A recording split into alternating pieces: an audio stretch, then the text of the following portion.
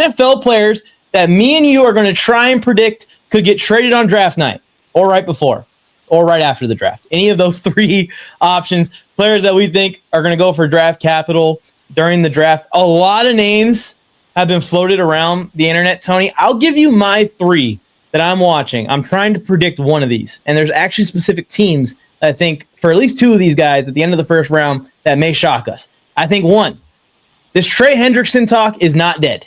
And I think that those conversations may spike back up again here later on this week. And Trey Hendrickson may go, because he needs this mega contract, he may go for a little bit of a discount for the Bengals to just get it done, get a late first round pick or whatever they get for him, and get a replacement drafted or get a safety or corner or whatever they can with that pick. So I could see that pressure on the Bengals going up. The other one is another edge rusher that I think if the Giants end up in a position to draft an elite edge rusher or a guy that they think is going to be the future of their defense, Kayvon Thibodeau may be on the trade block at the end of the first round where the Giants are thinking about trying to come back in. I don't know if Thibodeau is even worth a first rounder fully. The potential is still there that he had when he was drafted. It just hasn't fully worked out to his max potential in New York. And then the last one, the most popular name, Tyreek Hill still is going to get traded this offseason at some point.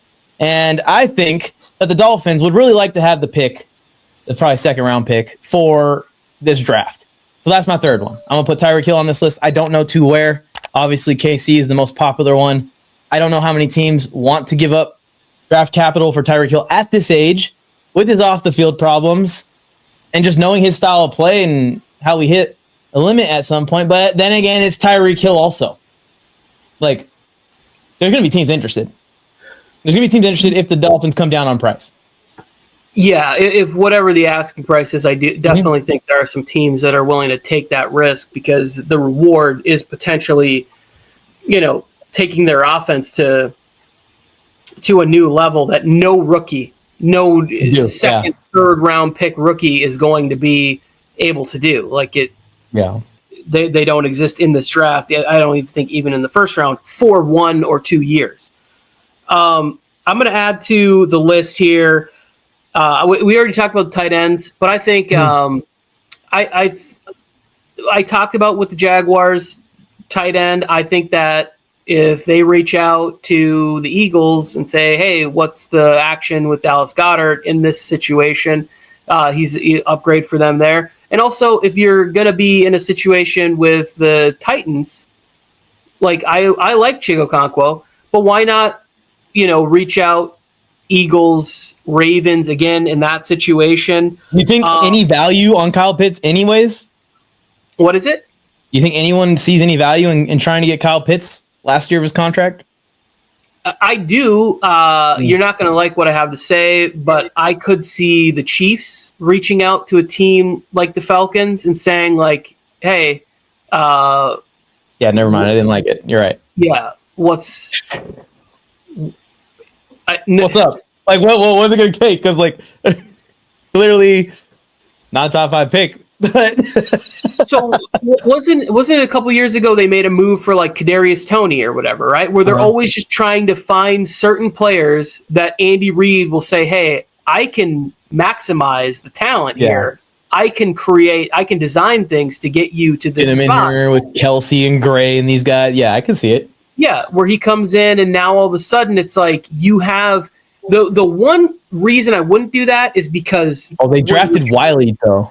Too. That kid is fun. Yeah, he's not the upside of Kyle Pitts. I will say that the middle of the field, the way that he works with that, Rashee Rice and Kyle Pitts and Kelsey, it might not be this year that they try to make that because that's a lot of players to kind of feature in that area.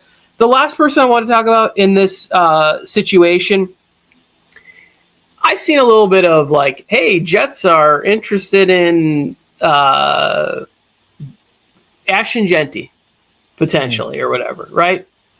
If that's the case, I think Breece Hall is up for a team to go out there and say, a team like the Chargers to say, hey, what is this final year? He wants a contract extension. We're willing to send you a 4th round pick, 5th round pick for a running back because we're going to extend him. Yeah.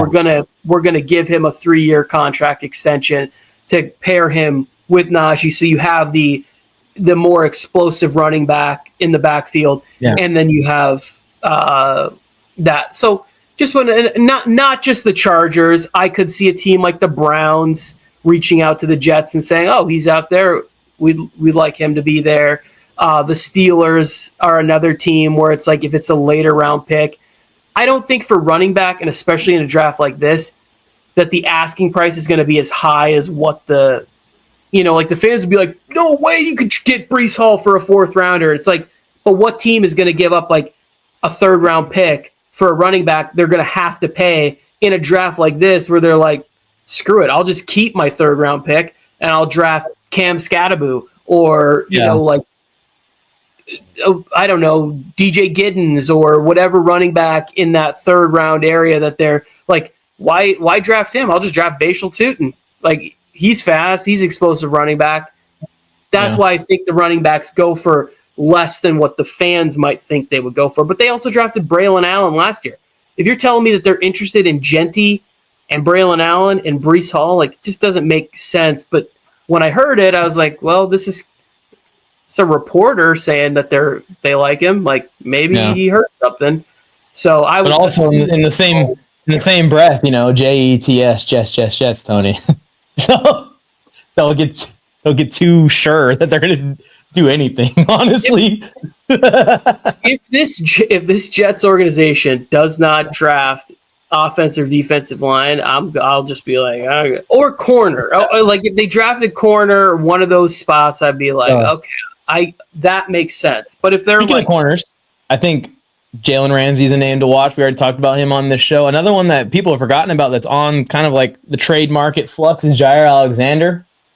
Not sure what he's going to warrant his age with his injuries, but maybe a day 2 pick or something. He gets traded out of nowhere and shocks us. You want to hear one that might be crazy, Tony, but I just want to say it before I don't say it and it happens. I don't think that Dave Canales likes Bryce Young as much as everyone thinks. I don't. I really don't.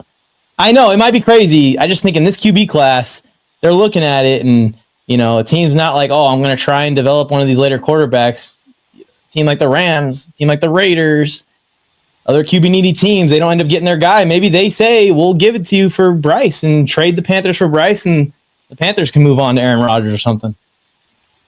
That's not going to happen.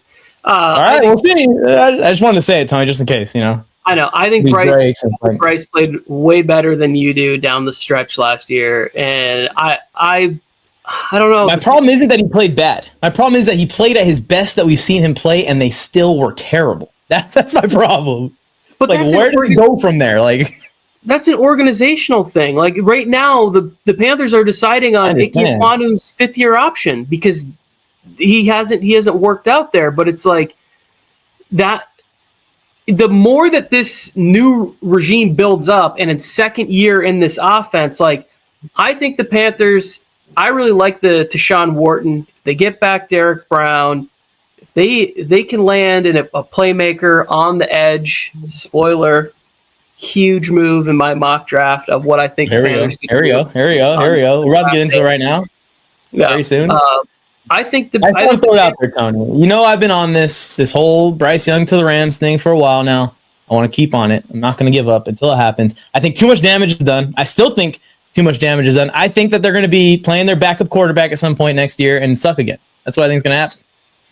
I mean, it would be fun. I would really like to see Bryce Young operate Sean McVay's offense.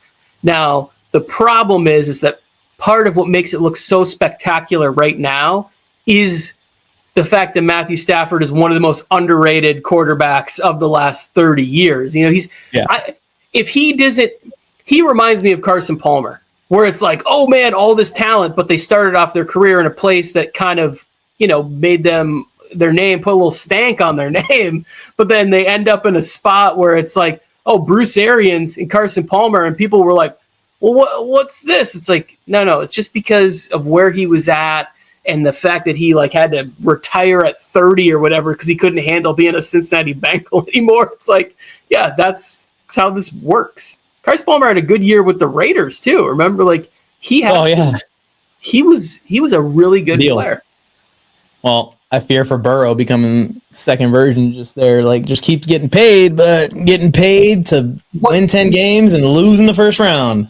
The Bengals did what I was like, there's no way that they can do this. Yeah. There's no way they can make this happen. And somehow they made it happen. And it's like, well, this is going to be one of the most fun experiments we've ever seen, ladies and gentlemen, because all offense, no defense, or all defense, no offense. Steelers versus Bengals games are going to be interesting. Bill Flames, I went Mike on the mic. With something brand new, one time for your mind. He gave you fair warning. Now it's time to smack him in the mouth with that raw sports talk from the town. Sweet chin music to your favorite sportscaster.